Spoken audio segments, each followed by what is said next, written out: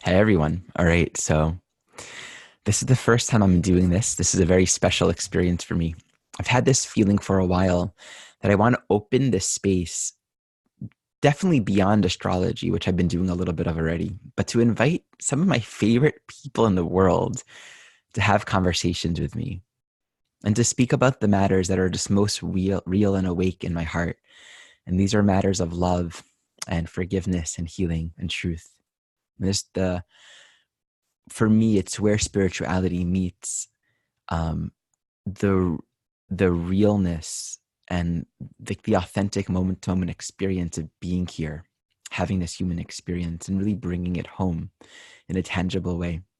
So, my dear friend Rachel, whom I've known for so many years, we lived together 12 years ago, I think. Mhm. Um, Rachel's a Christian scientist, and we've had just the most beautiful conversations over the years. And it's been like an ongoing conversation, actually. And I learned so much from you.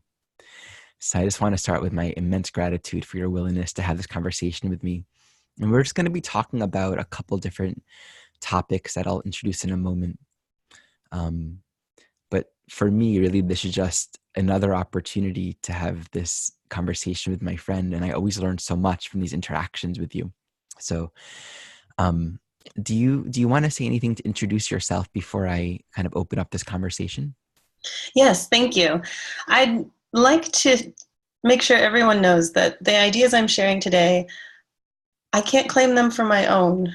Everything I know and find to be true in the world, for me, really has its roots in the Bible and the book Science and Health with Key to the Scriptures by Mary Baker Eddy.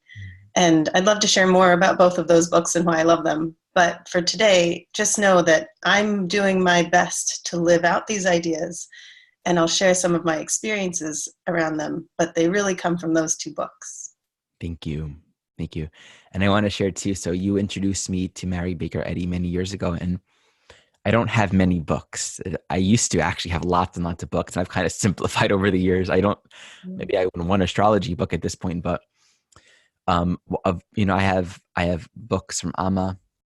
I have a couple other spiritual teachers that I deeply, Adyashanti, that I resonate with, and I always have Science and Health by Mary Baker Eddy because I feel like that book, whenever I open it, there's a density and a depth of wisdom and clarity that I recognize as truth.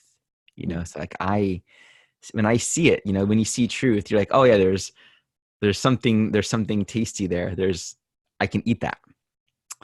So I wanted to share that. And to me, Mary Baker Eddy is just right up there with the teachers that I feel have awakened to an understanding of oneness and have offered those teachings to the world in a way that transcends the dualities and limitations that we create in our own minds. So let's jump in. The topic that we have been exploring to talk about is around discipline. And I want to read a quote, something that um, you wrote to me, and I imagine a lot of this is inspired by Mary Baker Eddy, and you might have more to add to this. But if we want to express discipline, we must love. Fervent desire is just another way to say love, right? We must be fired by our love of the goal. Give it our full loving attention. Go beyond all limits to demonstrate all love, even leave reason behind if necessary. Deep love is the only true, effective, permanent discipline. And it's that line that I was just so inspired by. Deep love is the only true, effective, permanent discipline. Because I think about how we relate to discipline in our lives. And most people, there's like, really, in a way, we all kind of categorize love and then everything else. It's like, well, you got to pay the bills. You got to you got to brush your teeth. You got to do these things for your family. And so we have these ways of separating the love that we are, the truth of what we are, and where we say, well, there's materialism and you got to deal with that. But I think the deeper truth is that materialism is not a thing on its own. There's nothing that's separate from God. There's nothing that's separate from love. And so I would just love to hear you speak more about this. So, one of the things I learned in Christian Science is that the word love is a synonym for God. And when we think about that, we realize that love opens up a whole dimension of understanding God that is tender and generous and mothering and fathering and life-giving and purpose-giving and soul-filling. And that is a definition of God that I absolutely resonate with. And when I start to think about discipline, I think about a father or a mother disciplining a child, and its purpose is love. If you love a child, you will do everything in your power as a parent to teach them what right is and why it's important to do right at all costs. That's love. Now, I have to acknowledge the dark side that seems to come with discipline, which is punishment. When I started looking this word up in the dictionary, I kept finding the word punishment. Interesting. And that does not resonate with me. I know it can feel that way when you're being corrected, but the purpose of true discipline is always love. That makes me consider this notion that we so often think of life in terms of, good and bad. And one of the things that I feel Mary Baker Eddy has taught, and that a lot of these teachers have taught, is that there's no opposite to love. Mm-hmm. There's no duality to God. There's no duality to what is good. Mm-hmm. That seems to contradict a lot of the apparent logic of the world as we tend to perceive it. And I think people get confused between this idea of, if I cross the street without looking both ways, I might get hit by a car. We often just look at those things as a punishment. I did something wrong and I'm being punished, as opposed to simply recognizing that it's impersonal, and that in a way life is not trying to hurt us. Like, we're not under attack from reality, but we personalize these things in such a way where it's like, I'm a bad person. It creates this sense of shame. Will you talk more about just the truth of love and forgiveness and shamelessness, and what it means for love to be the only reality and for there not to be an opposite? Mm-hmm.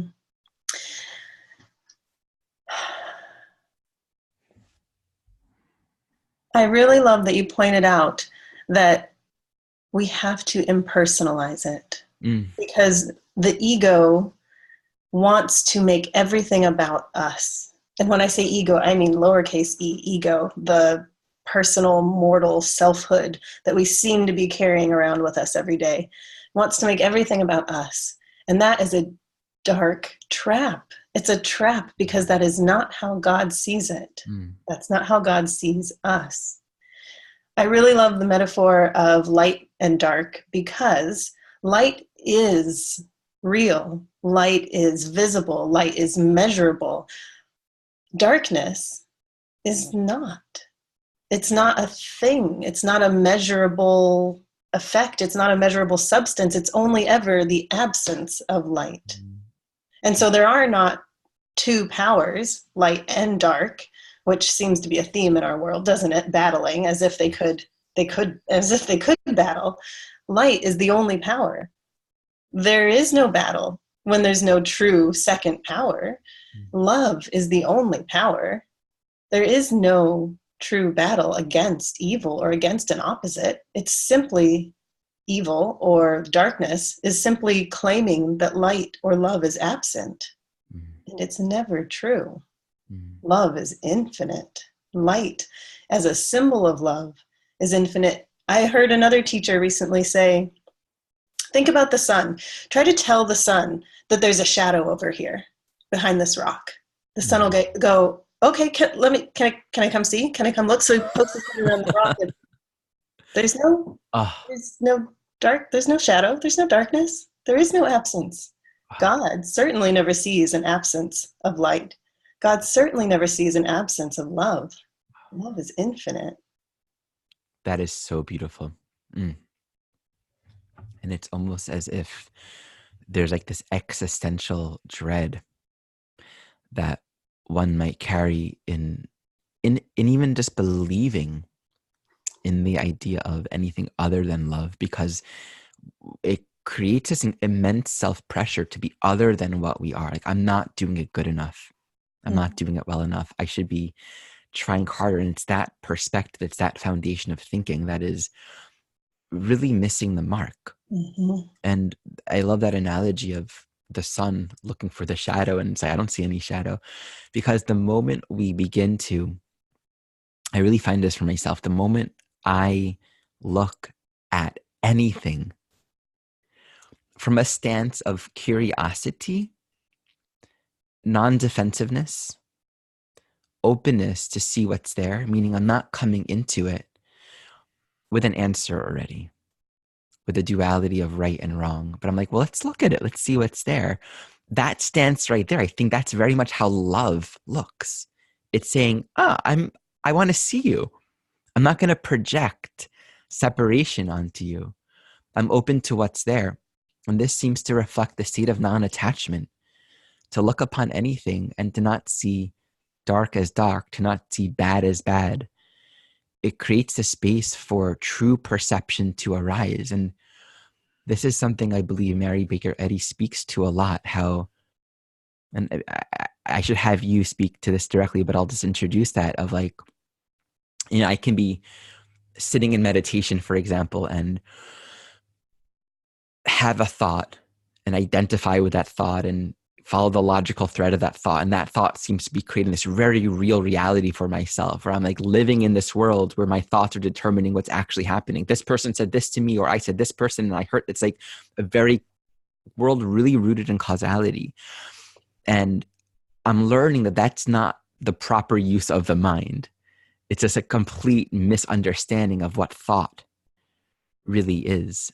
And so I would just love to hear more about how we perceive reality, how we perceive the world around us from the point of view of love, from the point of view of the sun that is, well, let me go and take a look. Mm-hmm. And there's no, like, God doesn't know what darkness is. God doesn't know what shadow is. Yeah.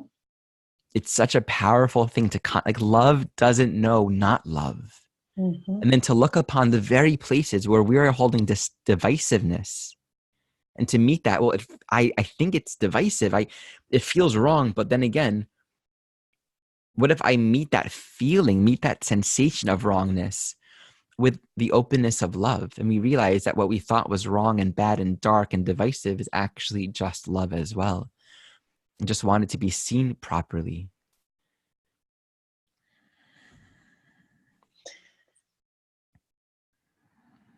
There are so many directions this I conversation know. can take. So Yeah. I'm going to try to bring it back to our original intent of discipline. And I think we'll end up where you're going, where you're headed. Great. So when I think about discipline, my first thought is, well, I need to do better at it. All I see is how I'm not doing discipline well enough, right? And so then I decided to flip that. And this is something that I learn in Christian Science, that often what we perceive around us isn't the truth. And if we flip it, we might get a good idea of what the spiritual truth is behind the experience. Okay, so what if I started out with, discipline is my natural state. Okay. It is what I was created to be and express and reflect. Because isn't the root of discipline obedience? And am I not God's child? Is not a perfect child obedient to his or her parent? Absolutely. So I was and am created to be obedient to love, who is my parent. So my natural state is discipline. Then let's look at what might keep me from or distract me from being my true self, my true disciplined self. What came to me when I thought about this immediately was doubt. If I doubt that my goal really is the right goal, I'm not going to express full discipline. If I doubt that I am able or worthy of this goal, I'm not going to express pure discipline. And this is a tricky one. If I'm not prepared to protect my goal and my understanding of myself as disciplined, I might be vulnerable to the attacks of others' doubts about me, my worthiness, my goal. So these things are starting to distract me, we'll say, from being truly disciplined, which is my true nature. Well, I love what you just said, which was alluding to how our thoughts create our reality. What we sit there and think about, oh, she said this to me, he said this to me, that must mean this. We start to create a reality in thought. Great. So what's happening outside of us only touches us if we bring it into our thought. Let's think about what true thought is. Are we, separate from God, able to just create our own thoughts all by ourselves? Are we truly able to create realities that God doesn't have a hand in? Are we separate? Is our thinking separate from God? I don't think so. One of the other synonyms for God that Mrs. Eddy gives us that I love is mind. So God is mind. That dimension of understanding God opens up all intelligence, true consciousness, awareness. That mind is where all true discipline comes from. That mind has no doubt at all. And so if I want to be truly disciplined, truly obedient, I have to know God's thoughts so I can be obedient to those thoughts. That means that I have to set aside, oh, what he said or what she said or whatever disturbing thoughts might be coming up in my own thinking, because those aren't true if they aren't from God. They aren't going to inspire true discipline, certainly. They aren't going to inspire love. I only want to think and obey the thoughts that inspire love in me, or intelligence, or wisdom in me. Those have to come from God. So, discipline is obedience to what God is thinking. How do we figure that out? That's just more questions, right? How do we figure out what God is thinking? So beautiful. What I'm hearing in this is this invitation to, first to consider, so to sort of open up space in the heart to apprehend the possibility that our well-being, our alignment, living in a good way in this life is a function of knowing who we are. Mm-hmm. It's not a function of pushing and punishing and forcing. It's just one of those paradoxes that I just see so often. These incredibly sincere desires to cultivate health and wellness, be it in our diet, our relationship, our spiritual practice. And how often that very sincere intention, which I feel for all of us, comes from that yearning that's inherent to all beings to know our oneness with our Creator. Because it's an inherent truth, and so we're inherently yearning to remember this truth, to reunite. But we so often translate that in a way that creates in our mind a deeper sense of separation, and not there yet. But what you're inviting in these words is this sense of, as a child of God, just like a child of a parent, there's a sort of entitlement that children have and should have for their parent, that they're going to receive the unconditional love of their parents. Mm-hmm. There's a knowledge of that. And in that knowledge is also a trust that children have to their parents. Like, I'm going to trust you to teach me the way to be. I'm not going to cross the street without holding your hand, without looking at you first. There's a natural obedience, which equals trust, that children have to their parents. And that coincides with a certain entitlement. Like, there's total freedom to be a child. There's total freedom to relax into the container of unconditional love. And I think a big part of what we're doing here is we're learning how to maintain and reclaim the innocence and the purity of a child in the context of spiritual adult, like spiritual maturity, you know, like really integrating that into a fully self-sovereign being. Because the one thing that children don't have is that sovereignty, that sense of agency over their own choices, in the same way that we learn how to cultivate that. And so coming into this path as an adult, seeking to shape our understanding of who we are, and to coming back to this topic, reflect on what is the path, what is the way in which I can cultivate discipline that's rooted in love. It's almost like coming back into a deeper innocence, coming back into a deeper forgiveness and relaxation and gentleness that trusts life. Like, guys, what I'm really hearing is like, there's no way to do this without trust. Mm-hmm. Trust is such a fundamental quality, and like trust and obedience, the way you're describing that, really seem like they're hand in hand. Like the innocence of a child really trusting their parents, but at the same time, not abnegating responsibility outside of ourselves, because there's a, like, the standing on our own 2 feet is knowing that it's our job to work out our own salvation at the same time. You know, it's like, all right, you figure it out. Like, yes.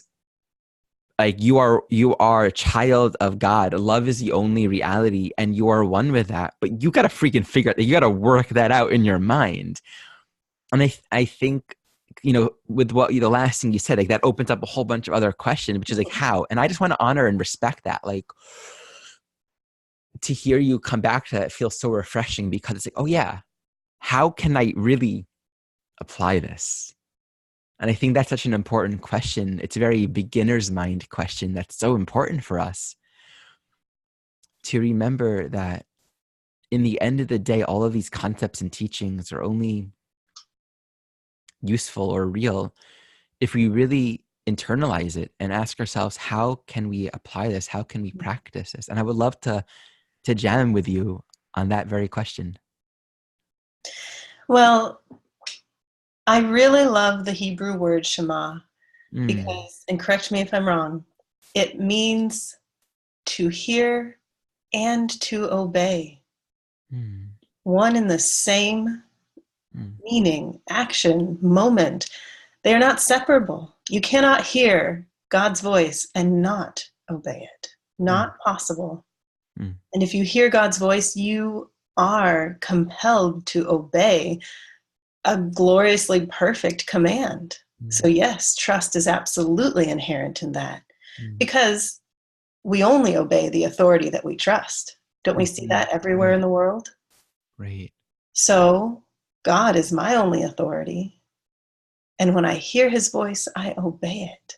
And so I see that really encapsulating what you were just saying about needing to stand on our own 2 feet and figure out, you know, our own salvation. I think the work of that you're getting to, that we're responsible for, is in the word obey. It's our job to do what we are commanded to do. And yet back to that hear, well, how do we hear what we need to hear? I think that takes an incredible level of humility. It does. What I'm hearing in that is the starting point of 0, where we're really willing. I've shared this recently, but my dear friend M recently told me that spiritual awakening is the realization of, oh, I was wrong. The realization that my thinking was incorrect, and the humility of coming back to that place of remembering that there's a reference point beyond the stories that we've been replaying in our mind. It does take humility. It takes the willingness to fail in a certain sense, not failure in a true way, but failure in terms of everything we thought we were trying to accomplish with our personal ego-based efforts. And if there's one thing that I've learned on this journey, it's that I never know where I'm going. I don't think any of us ever accurately predict what we think is happening with our life. Like, the actual trajectory of our journey is, even the most wisest people I know, it's never quite what we expect it to be. And so there's always like spirit's always one-upping us in a sense. It's always like just in front of our conceptions. But the beautiful thing is it doesn't have to be that way. It's only where we're creating a division in our own choice to think differently. And I think that's such a powerful thing to understand. So this humility of, okay, we do follow the authority that we believe in. This is so true. This is very true.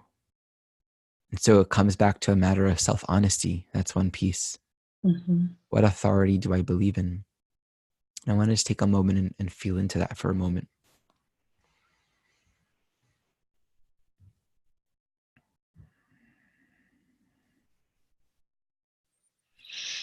To really take responsibility for how encompassing this truth is, that we obey. Mm-hmm. Whatever we believe is the authority. Just starting with that is such a powerful practice, and to take full responsibility for that.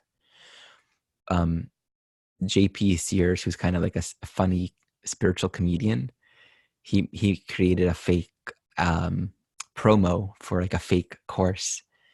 And the name of the course is "The Only Common Denominator in All Failed Relationships is You." And the whole premise of the course is that. It's basically like the whole course is that one teaching, and he's kind of making fun of like sales promos and things like that. But we miss this very, very often, that the one common denominator in all of our life experiences are our thoughts, our internal environment. And I think this teaching can be dangerous because I see a lot of people in a way misusing the notion of like, your thoughts create your reality.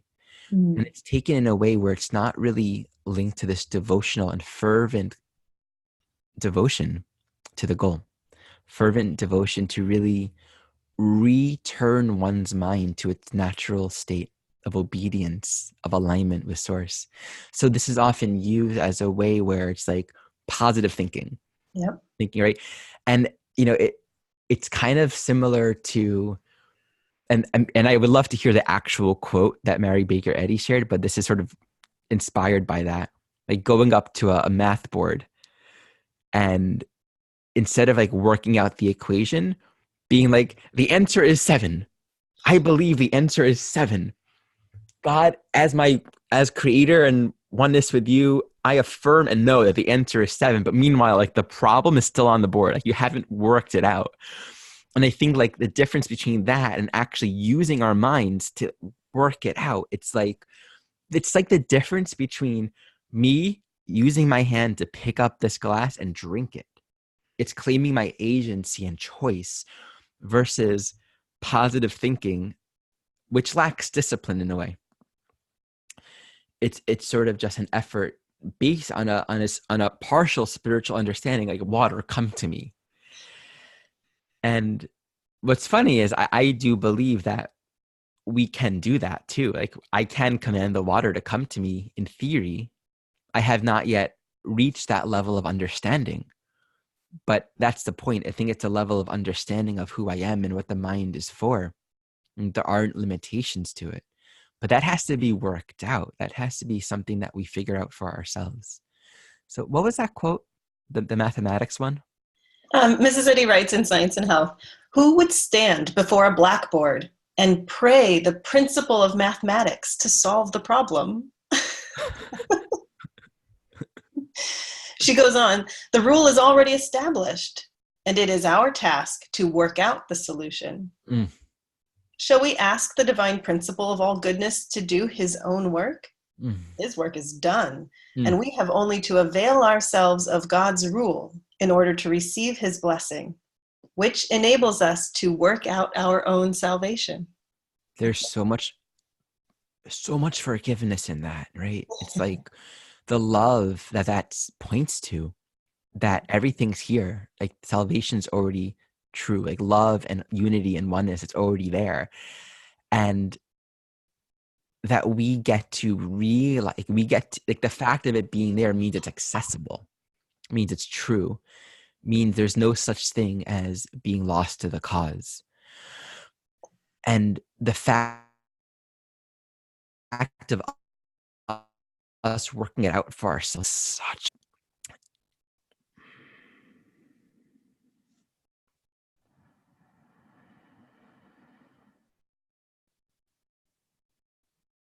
it takes me directly to the heart of who am I? What is this? And anything other than me figuring it out myself wouldn't make any sense here, because it would be like asking God to solve an illusion, but there are no illusions. So it couldn't be other than me realizing that.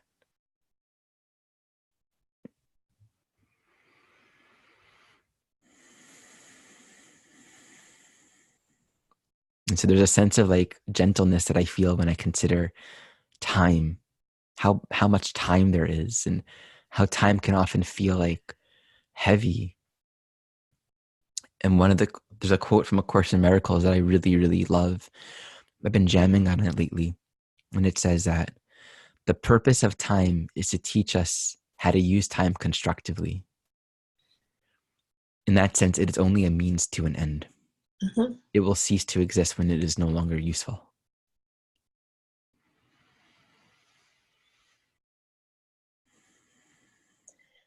I want to go back to you talking about our need to change our thinking. The word repent in the New Testament was used by John the Baptist and by Jesus. And the Greek word that is translated repent is metanoia, and it really means a change or transformation of thought. Both of those prophets came saying, hey, change how you're thinking about reality. Change. And it feels so hard and heavy to do sometimes, and it feels like a battle. It can. But sometimes it can be as easy as an aha moment, going, oh, right. That sensation, I love that sensation. And you know who changes their minds the best, easiest, quickest? Children. Why did Jesus celebrate children? He loved having children around him. He told his disciples, the more childlike you are, the faster you'll get into the kingdom of heaven, because the faster you'll change your thinking about God and recognize what is true about him.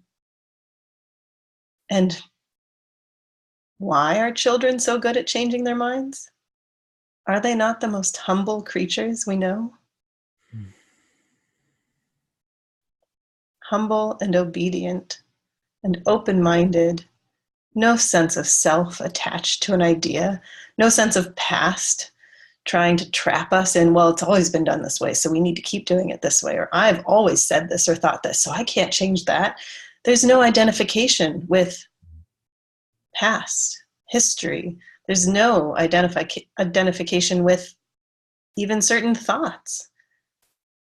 They are just open to what is true and right, and so trusting of the loving adults around them. All of those qualities are important in spiritual seekers. It's almost, I'm going to be a father like any day now. And no, I'm so I'm living with a 6-year-old as well, and it's just amazing witnessing him because of that openness. He really believes in Santa, and it's my nature. I don't like lying, so I'm like, oh, when will that moment be when he's disillusioned? Meanwhile, it's an understatement to say I believe in fairies and angels and devas, because that's an experience that I have. And so, but I recognize that for most people, angels and fairies are kind of in the same category as Santa Claus. But to me, it's like one is real, one is Coca-Cola. But it's just amazing to watch his innocence, and that anything can be believed. And then the amazing role that I'm in, to be the adult. And this is something that I'll get to really experience and explore as a father to my daughter. this consciousness that is completely open. One second, let me put a little blanket around me.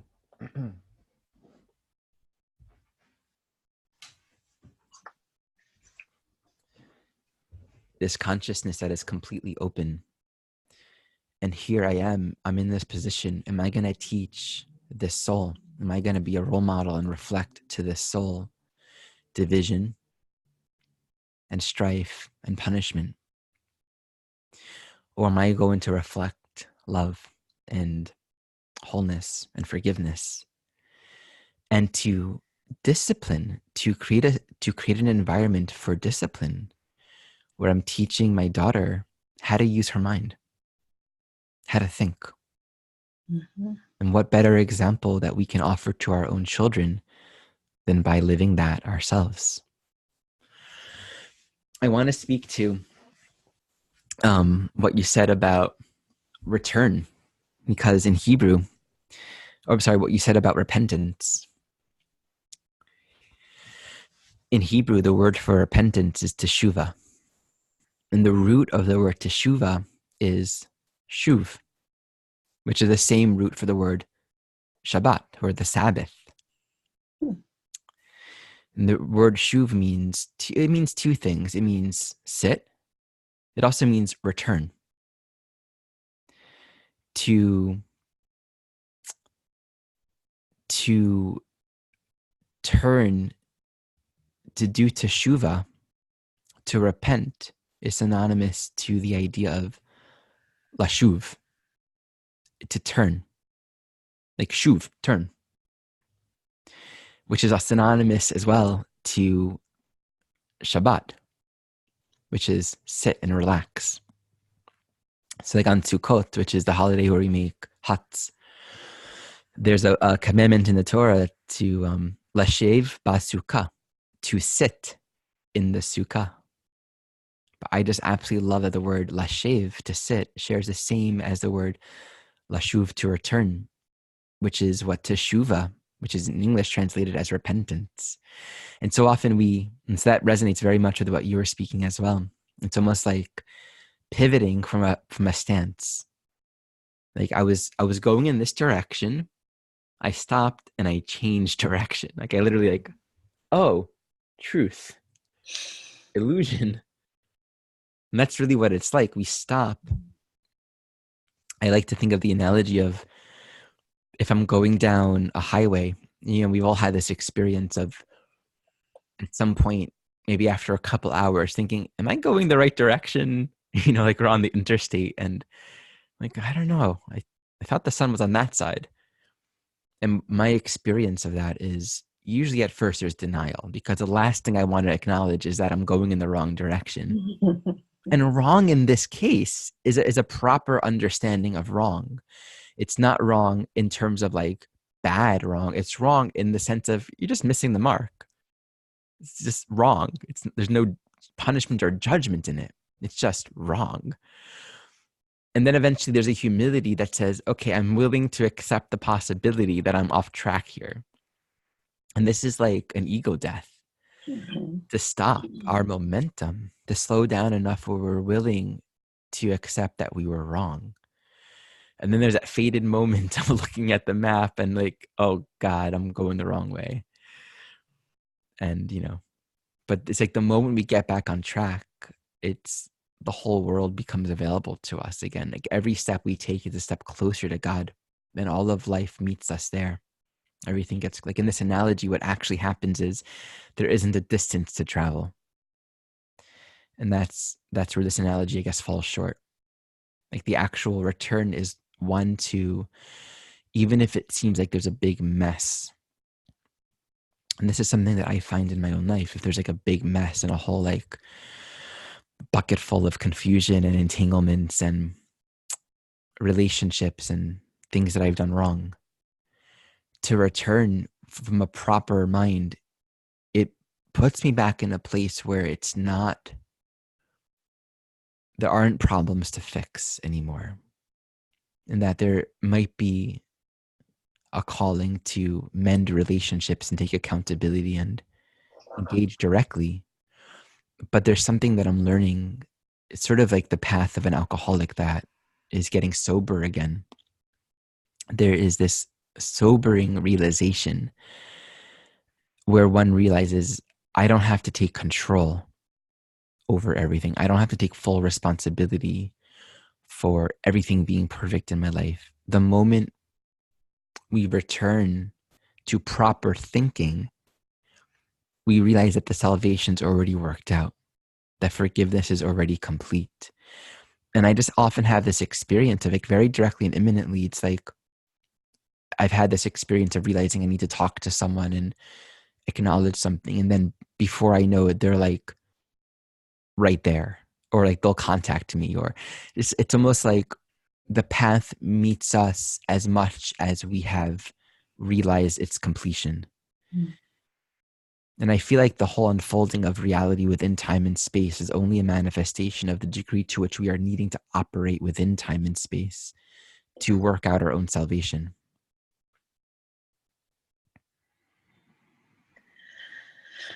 I just feel like everything you shared was so true. And you are describing in your experiences so much of what I've learned healing looks like. Mm. A change in thinking, a turn. Yes, it requires an ego death or a letting go of a sense of self separate from God. And yet, the moment we turn is the moment the problems disappear. They are no longer problems. Right. Yes, there is maybe work to work out, repairing relationships, acknowledging mistakes, whatever that may be, but the turn in thought is the solution. That's it. Everything happens in thought. I'd like to go back to you mentioning positive thinking, because I think that is a dangerous delay or wrong turn that people can make when they're seeking true spirituality. And for me, discerning between positive thinking and spiritual thinking comes down to the source of the thought. If I think, okay, I really need to have a good day today. I'm going to have a good day. I'm going to have a good day because good is good and good is real and good is wonderful. And I'm not going to think anything but good. Where's all that thinking coming from? Mm. From me, from what I want. Mm. Well, if I truly want to see good in my life, I'm going to need to turn to the true source of good, which is God. So I need to get rid of my own thinking, everything that comes from myself and what I want, and listen. And when I hear true thoughts from God and focus my attention entirely on those, that's when good actually unfolds in my life. So we need to know that these thoughts are coming from God. And for me, the Bible and science and health help me discern when a thought is true about God and when it's not. And when I use those ideas, by that I mean focus on, bring my attention to, bring all of my other thinking under the authority of those spiritual facts. That's when I see healing unfold in my life in all areas, emotional, mental, physical, relationships, circumstances, all of it. That reminds me of the traditional notion of devotion to a guru. And those few souls, and I can honestly say it's only a few souls that I know that really express a genuine devotion to an awakened being, whether it's an awakened being that is currently embodied, incarnate, or not. But those few beings, what I recognize is exactly what you're saying. They know to reference the truth, not their own personal thinking. And it's the discipline, it's the training of, I want my thoughts to be your thoughts. I don't want to take any control over what my mind does and possess and assume any kind of false power that I'm going to trust my own limited thinking left to my own, and to reference any source that knows, that has come to understand the true nature of mind, is to really understand our own human potential, who we really are, and to have the humility to recognize that we need to be trained, we need to practice and discipline ourselves. And I just see that a lot of times we often take, you know, following a teacher, following a guru, or devotion to a spiritual path in a way where we're not there. I often say there's a lack of that devotional quality of really understanding that this is a matter of truly getting out of one's way and referencing an authority greater than one's own making. And I think that's one of the things that I just absolutely appreciate and love about you so much, and what you reflect to me in your devotion to Mary Baker Eddy's teachings, to Christian Science and the Bible, and to the teachings of Jesus. And from what I see from your teaching, the true teachings of Jesus, in the terms of what I resonate with, in terms of what he's actually pointing to, not this like authority of God outside of you, some sort of blind faith in me, but an example, a reflection for who we really are, who we are as children of God, and what the true nature of mind is. That's something that I've always resonated. Growing up as a Jew, I didn't have any Jesus, although I was honestly deeply fascinated by Jesus in Jewish history class. Whenever we would learn about him, I was like so curious, and I would learn about the Essenes, the Essenim, and I was like, oh, who are those people? And in my early 20s, I began having experiences and connections, but it's never ever been within any kind of religious context. But I found those teachers and those teachings and those paths and those books that connect with him, where I'm like, okay, that's what he was about. Like Mary Baker Eddy's teachings and A Course in Miracles, and Glenda Green's book, Love Without End. Have you ever heard of that book? Mm-mm. It's beautiful. It's one of those books that to me is up there in that category.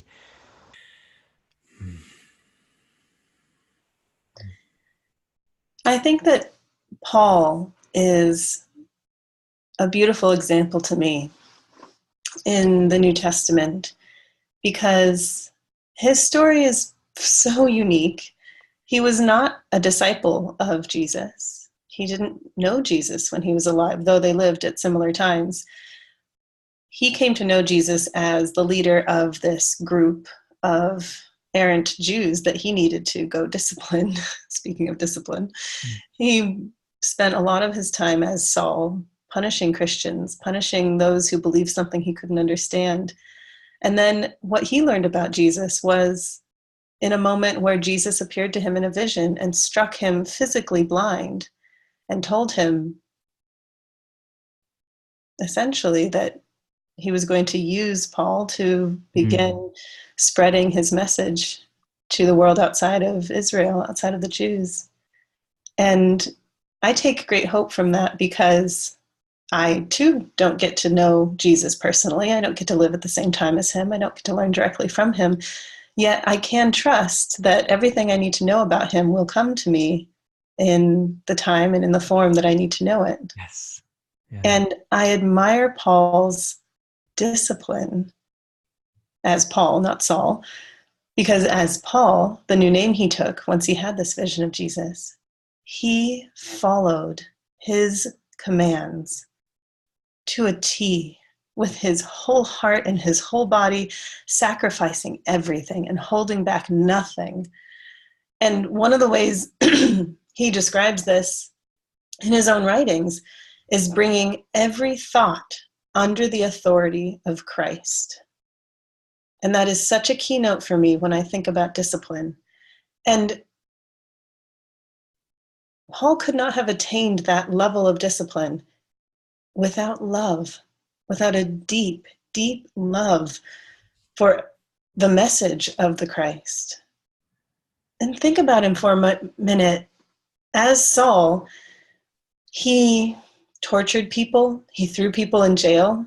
He says himself, when he's describing his prior life, that whenever there was a vote to kill someone, he voted for it.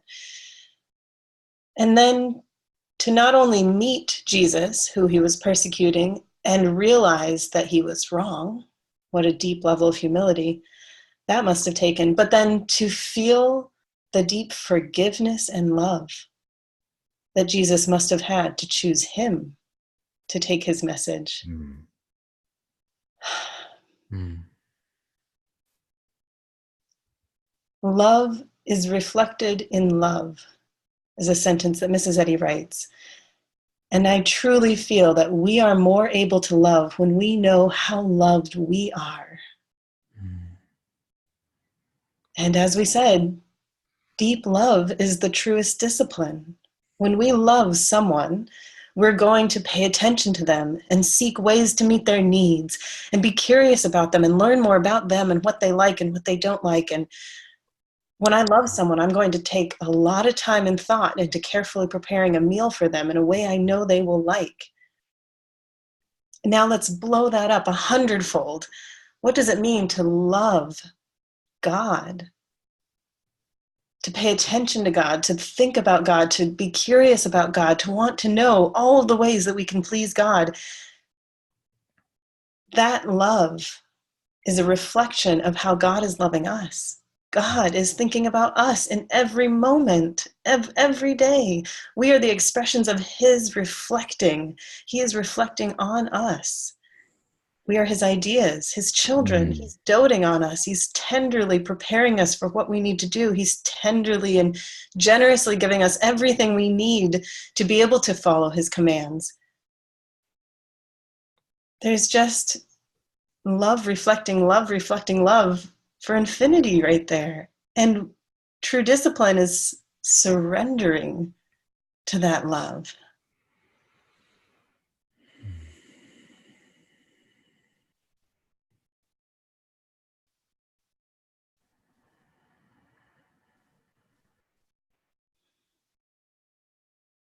I come back to that question of how.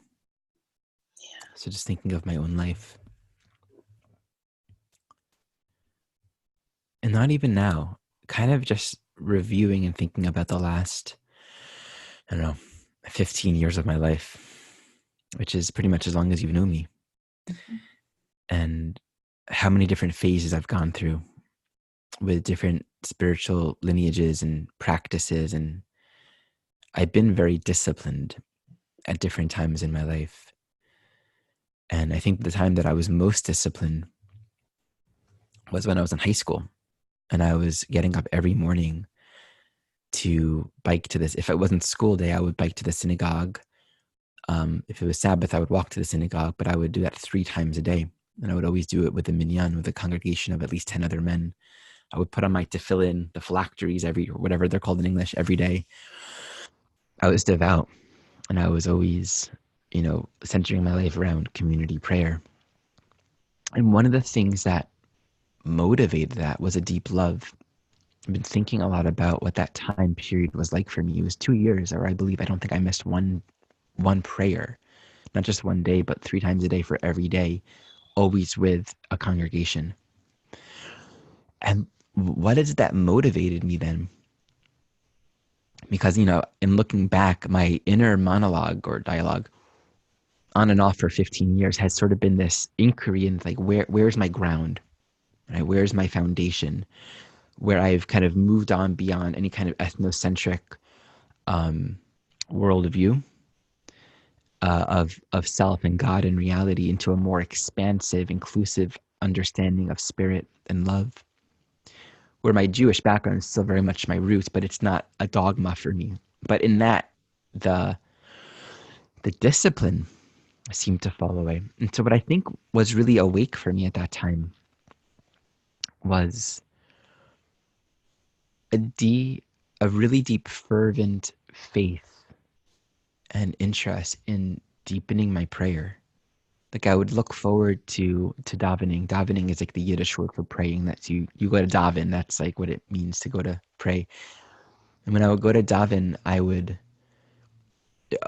just have this sense of like I can become more concentrated, more fervent. And like the Hebrew words and the teachings and like the letters and a lot of the prayers, I found so much meaning and richness in them. Like there's so much beauty and humility in that. The prayers are like a combination of gratitude and thanks, and also asking for things and acknowledging God's sovereignty. I just saw so much depth in it. And then I also came to recognize a lot of elements that didn't resonate for me as well. It was very much a combination of things. And as I've been maturing, I've gone through phases of several hours a day of meditation and all those kinds of things, and going on a lot of retreats earlier in my 20s. But the one thing that I've been finding that's been most important is maintaining a regularity of practice rooted in a wisdom of insight, a wisdom of understanding as to what matters most to me.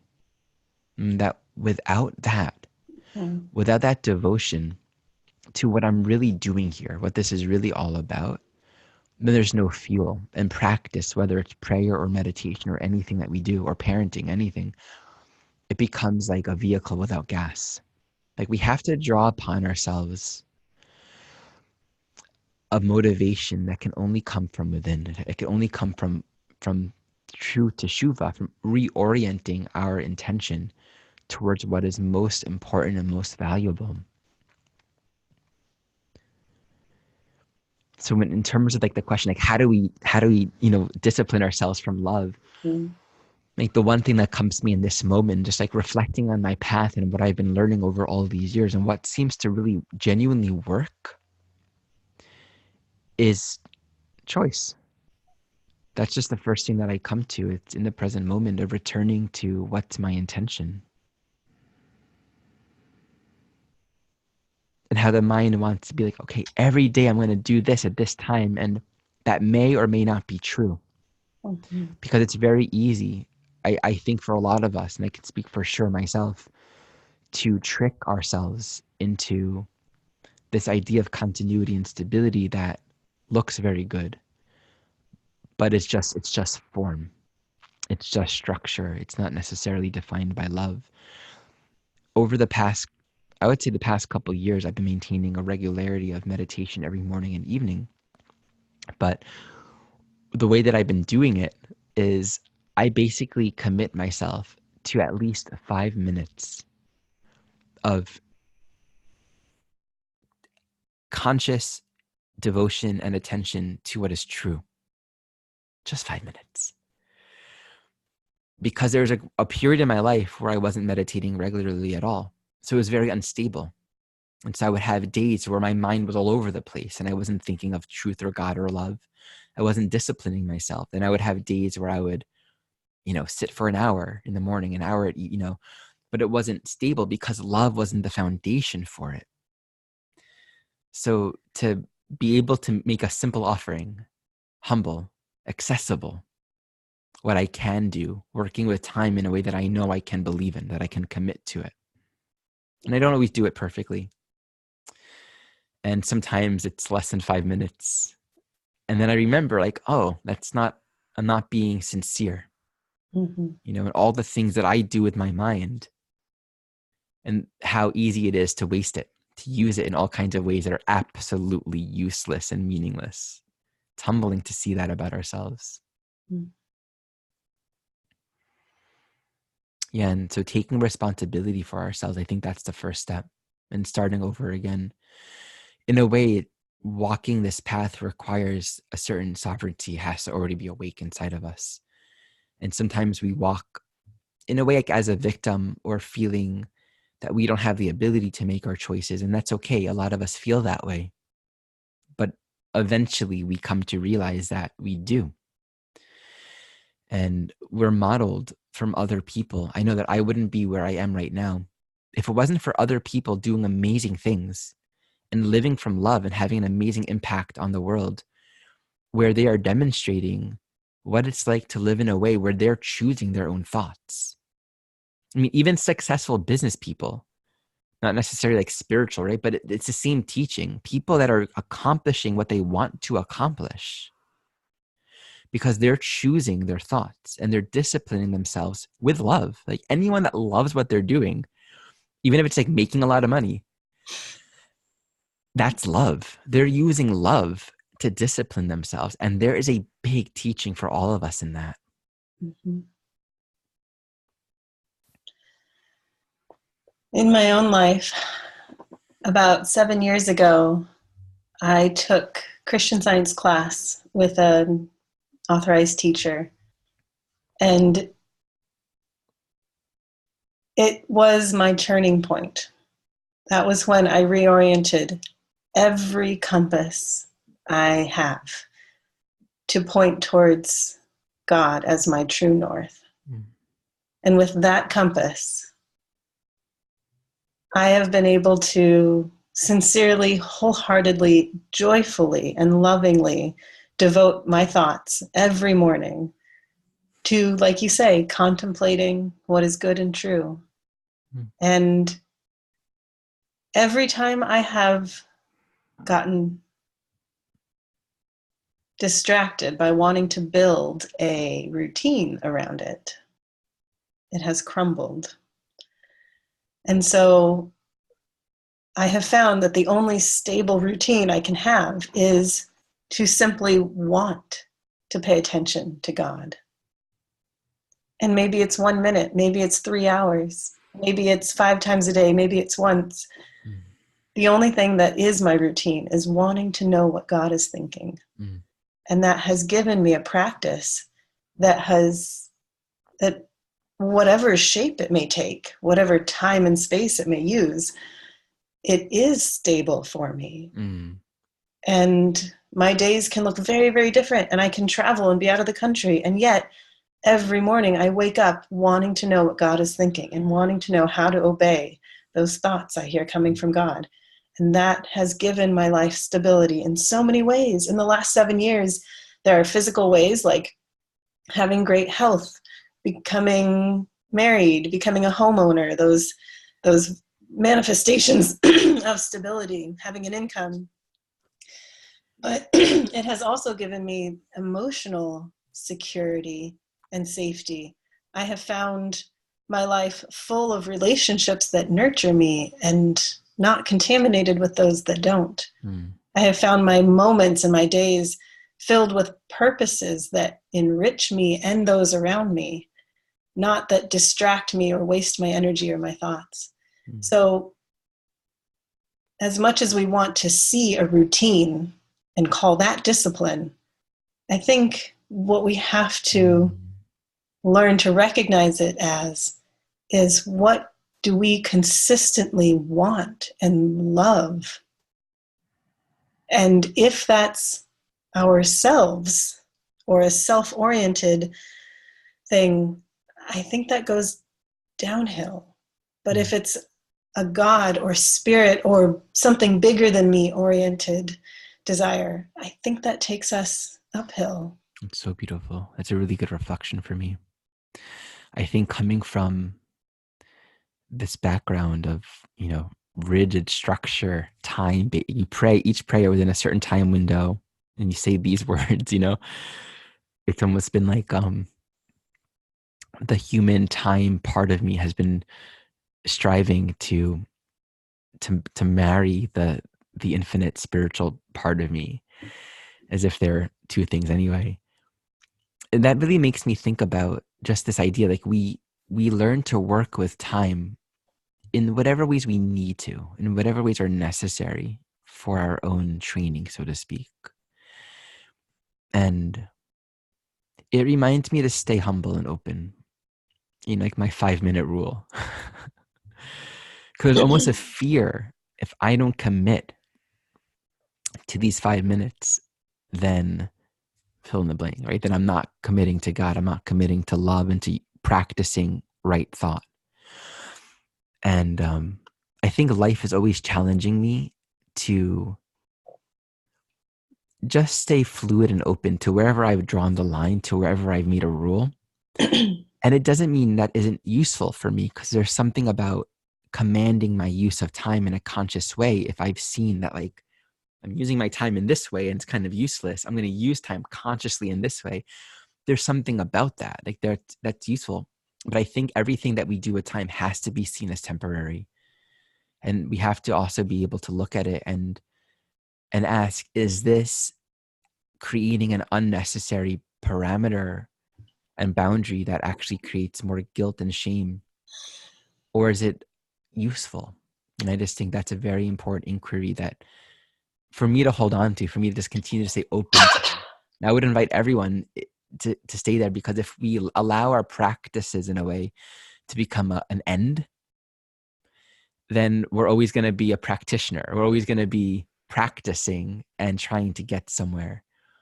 And so there's a lot of value in also holding that spaciousness to consider what's the reason for this practice, and thus is this practice an end unto itself?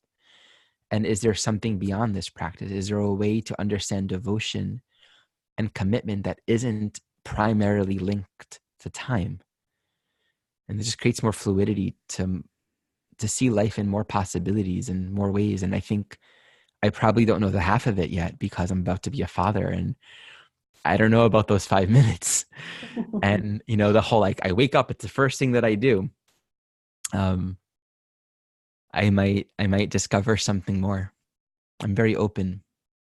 That's one thing that I've learned, is to not really jump to conclusions, but to live with integrity with what I can understand and know.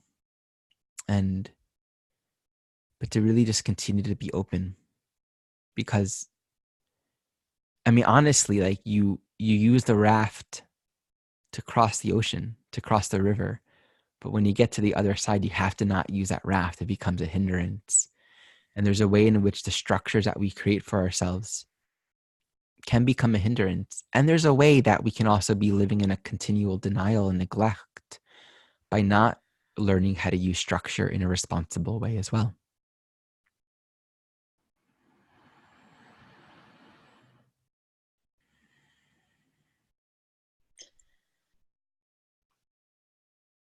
One of the prayers that has always brought me back to center when it comes to thinking about discipline and obedience is the prayer that Mary says when the angel Gabriel tells her she's going to have Jesus.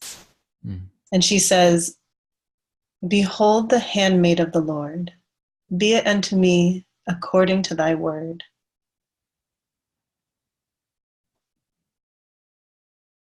I feel like that speaks volumes about where our heart needs to be able to have true discipline that is spiritually based, not self-based. And it is infinite how deeply we can go with that humility. Because anytime we feel attached to something outside of ourselves, although it may have been useful for a while, like you were saying, the raft, we need to be prepared to let go, Right. to be ready for what's next, what's new. See, I witness so many people. I almost witness these two extremes for those on a spiritual path, quote unquote. One is that rigid discipline of, like, discipline that's lacking that love. But, you're going to do your yoga or your meditation or whatever every day. But there isn't necessarily this translation in one's life. And I don't even know what's happening during those practice sessions, what the direct experience actually is. And then there's this other camp that will sort of just say, like, every moment is a practice, practicing right thought, practicing reorienting towards love and God. But I often see that a lot of people use that as a cop-out. Like, I don't necessarily see or witness that genuine devotion. I don't see discipline. I'm seeing it as a way to cop out, and they wake up and the first thing they do is they turn towards their iPhone, and there's just a lot of distraction and a lack of accountability. And what I'm witnessing you, what I feel in you, and what I'm hearing you reflect is, it's obviously neither of those. And it doesn't necessarily determine or set what it has to look like, one or the other, but it really points back to our intention and our inner orientation that fuels whatever it is that we choose to do. And I think that's just a part of our own working out the math problem ourselves, right? Just working it out. And I can speak for my life. It's one big experiment. It's one giant experiment. Some of my most powerful experiences of forgiveness and the miracles that occur when the mind is not divided have not happened in formal meditation practice, but they've happened in very sincere moments of me really looking and inquiring, where then as a result, the order of things that seem to be, it just falls out the window, and what otherwise isn't possible became possible. Like where Jesus says, move and the mountain can move and it moves. Things like that. Healings that you otherwise wouldn't expect to be possible within the laws of time and space as we normally think of it. So it's humbling. It's like, yeah, the truth comes outside of time. And so to then use time where we're not being limited by the belief in time at the same time. Yes. Thank you so much for sharing these reflections. I don't want to keep you too long, but I want to start moving towards a close, and also invite you in your own timing to share anything else as well that you want to speak to.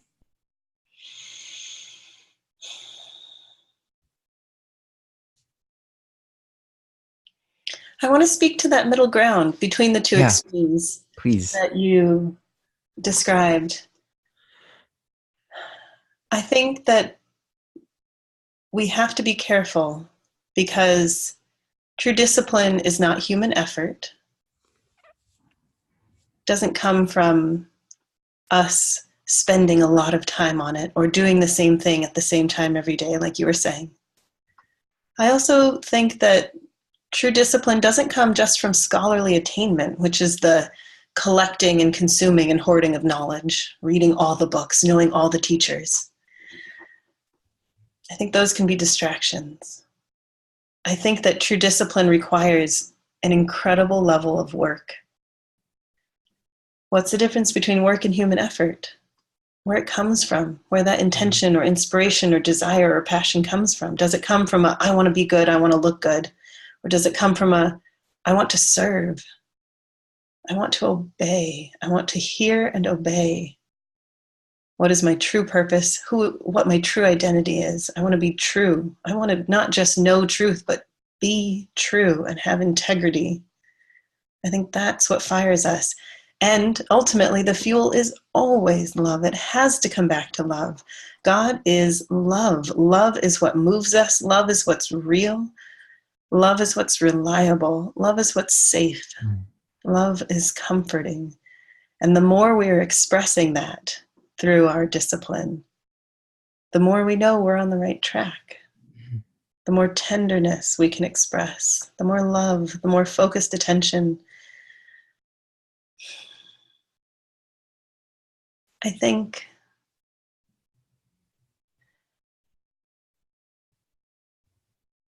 love and humility go hand in hand. And I think to be loving and to be humble, we have to defend ourselves vigorously against doubt and fear and selfishness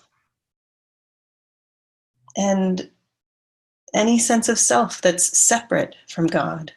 Any suggestion or claim that we might be outside of his infinite love, her infinite tenderness.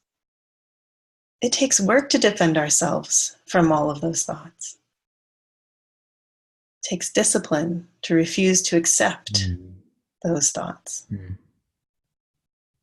And I think true discipline is also a very faithful love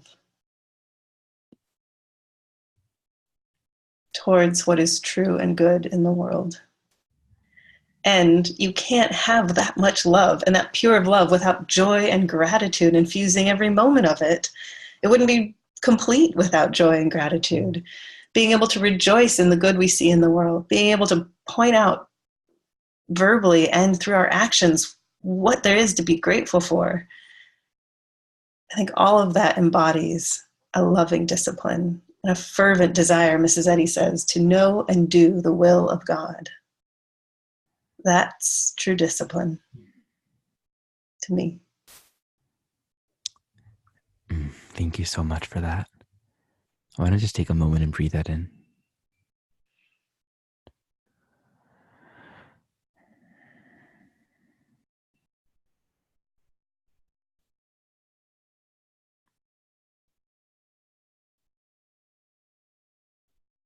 I have to have you back here. There's so much more that we can talk about.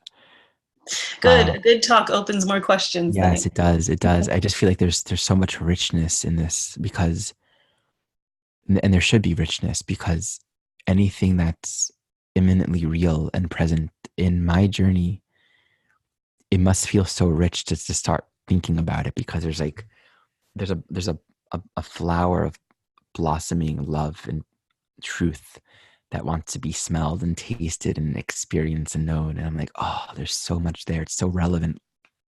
So thank you so much. I feel like one of the things that I feel the inspiration is just stories of the practical application and living of this, stories from your life, from my life, from people that you've worked with.